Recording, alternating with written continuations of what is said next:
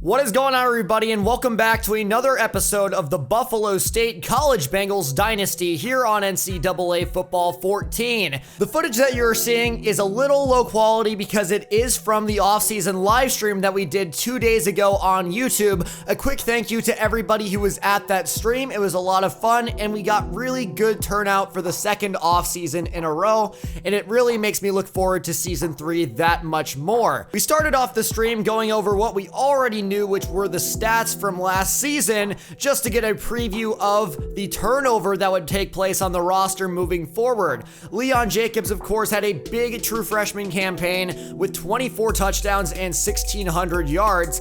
Obviously, he is returning, but he is one of the only productive pieces from last season that will be doing so. Most notably, his help up front on the offensive line is graduating 5 seniors. If we hadn't recruited at all over the past 2 years on the offensive line, we would only have 2 returning offensive linemen, which is scary. As you already know as well, Matthew Littlefield, the defensive captain, is graduating, along with our 2 starting corners and Wendell Wallace, Lamar Keys, and Sebastian Strickland all up front. We also graduated 3 wide receivers who played key roles on the offense last season, so little to say, it's not going to be an easy task to replace everyone on this roster, and we really need our young talent to step up. A lot of guys, like of course Leon Jacobs, Tony Hawkins, Dennis Vincent, and Jay Woods, along with Billy Myers and Lance Rice, played last season.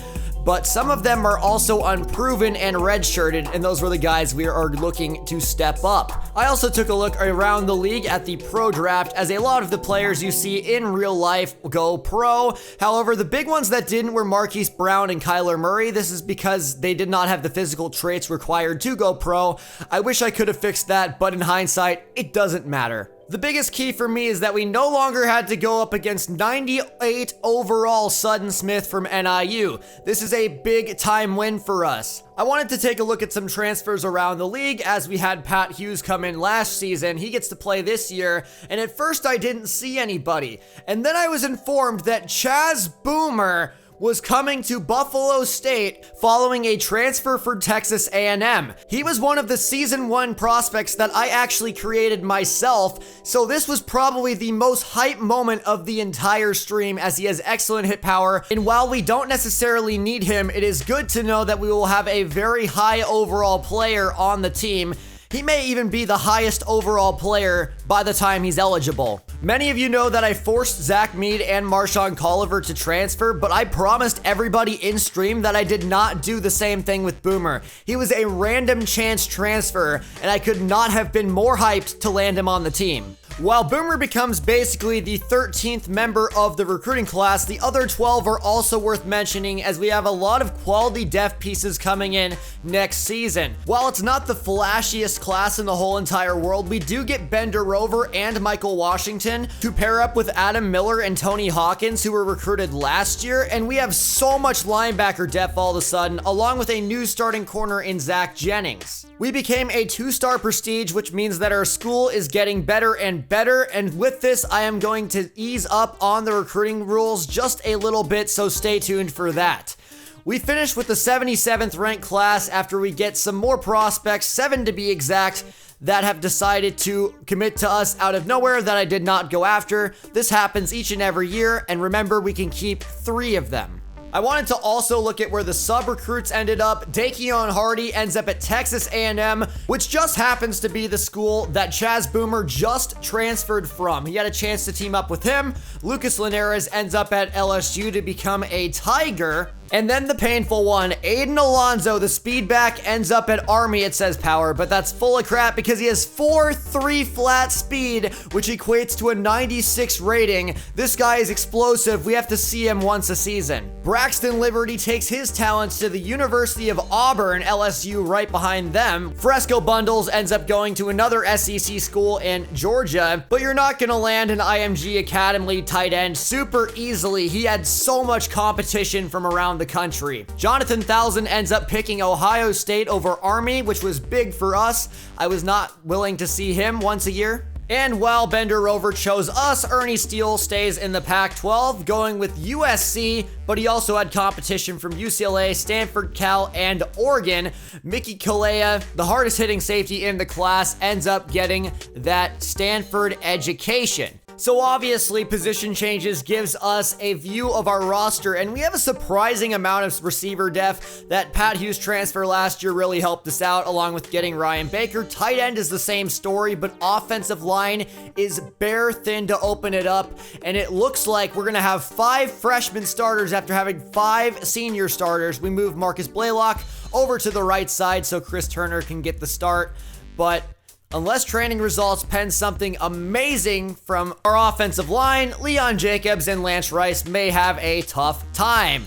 Moving forward, we also have a walk-on-ish player in Dan Bell. We decide to move him over to DT to balance things out. That was one of the only moves I made besides moving Terrence Jackson over to the left side to take Sebastian Strickland's spot that he left behind and Dante Randall before that. Our defensive tackle situation looks very, very good. It's one to brag about and will only get better with training results, as you will see in a second. Nick Weatherford should become the number 2 starter. Bender Rover, I decided, was going to play in the middle, so I opted to move redshirt senior linebacker Tony Callahan, who was a backup, to fill the Lamar Keys role. And if you're wondering who Lamar Keys is, you are not alone. I just don't play a lot of 4-3 defense, but he's technically our 3rd starting linebacker, or at least was the past few seasons. As for the rebuild, this year and last year were the hardest, and I think we made it through it pretty good with a solid recruiting class in each year.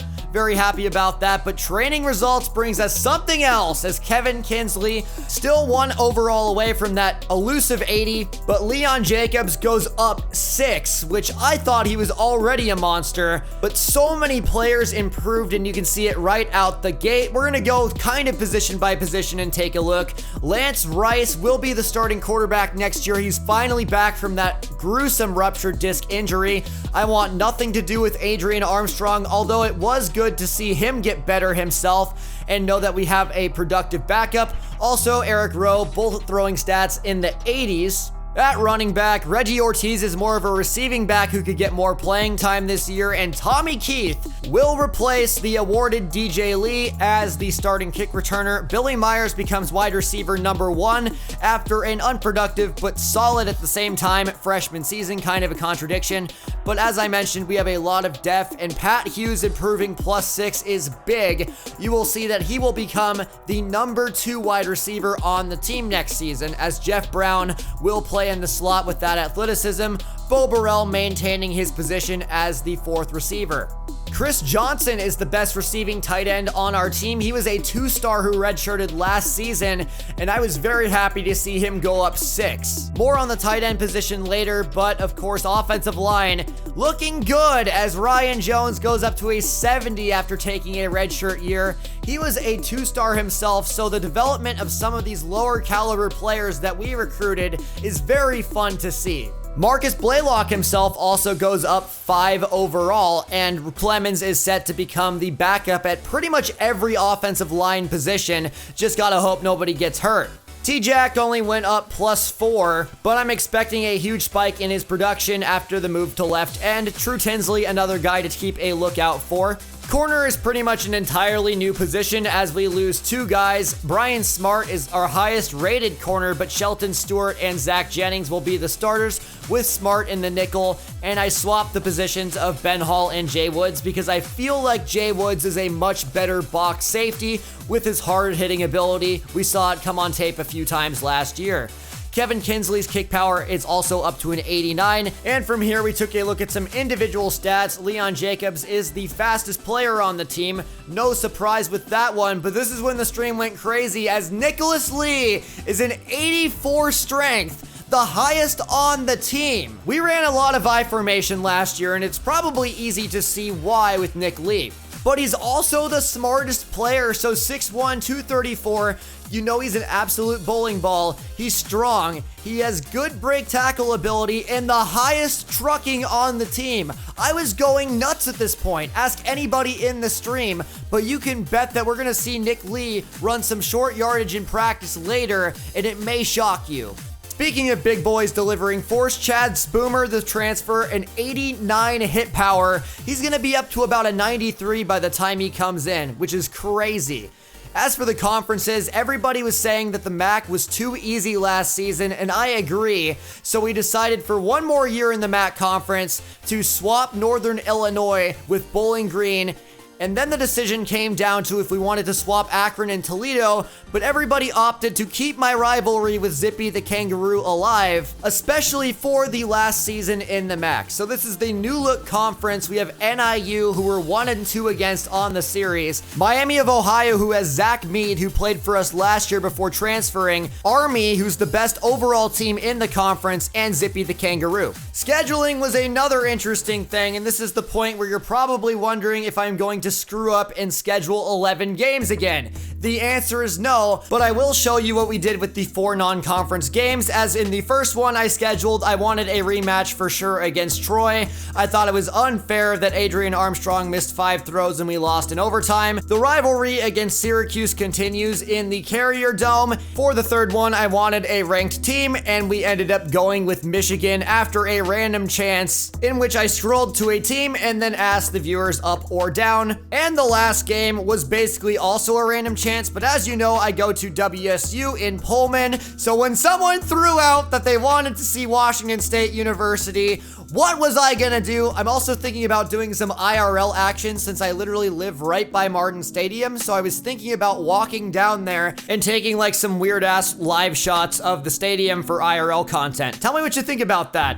Anyway, setting the depth chart, Lance Rice is the starting quarterback. You're on crack if you don't think that I want that 80 speed for slightly lower throwing stats. Pat Hughes ends up winning the bid for wide receiver number 2. We move Jeff Brown into the slot. Bo Burrell stays at wide receiver number 4. And at tight end, I decided to start the true freshman Chris Peterson, as I felt like he had the best ratings, and then Chris Johnson, the receiving threat, very similar to BJ Simmons, is number 2. However, the offensive line is all freshmen, so it's probably going to be a little rough, as it's 2 redshirt freshmen and 3 true freshmen, 2 of which are 2-star commits. So I'm not exactly sure how this one's going to go, but at least the defense and the rest of the team as a whole is better. Linebacker is stacked and will only be more stacked next year. We have Callahan. Bender Rover gets the start at middle linebacker, and Tony Hawkins is your right outside linebacker. Jennings, Stewart, and Smart is the order as we give the start to Zach Jennings, the true freshman. As you know, safety remains the same, but flip the positions and add Justin Williams, the true freshman, as the backup at both spots. As I mentioned earlier in the video, Tommy Keith is your kick and punt returner because he has great speed and acceleration along with ball carrier moves. With the depth chart set and everything in place,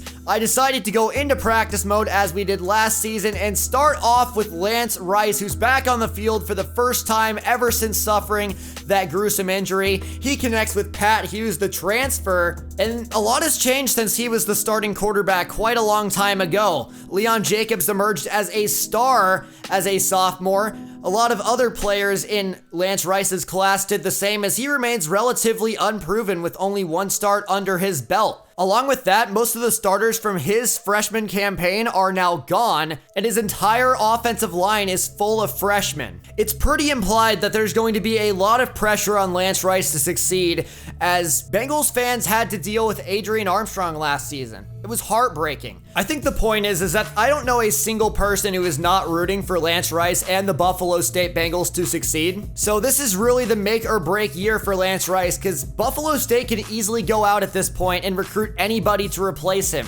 He has the mobility that they want and has the same arm talent as a guy like Adrian Armstrong. So it's gonna be a good season for him, I feel. Chris Peterson and Pat Hughes really impressed, and I decided to put in Nicholas Lee at running back to see what he could do, and he absolutely mauled people. I don't think there's any question that I'm going to make him our day 1 starting goal line back. Once this play happens and he plows through everybody, I was excited, and pretty much the whole chat was ready to see Nicholas Lee and Leon Jacobs become the most dangerous 1-2 punch in college football. Leon Jacobs had 24 touchdowns last season, but so many of those were from short yardage situations. I'm pretty confident that he's not going to have that many this year. That being said, that's the end of this offseason recap. Please be sure to drop a like and subscribe for the love of franchise and Dynasty content, because that is all we do here. That being said, we can build a winner together here at Buffalo State. Take care, everybody.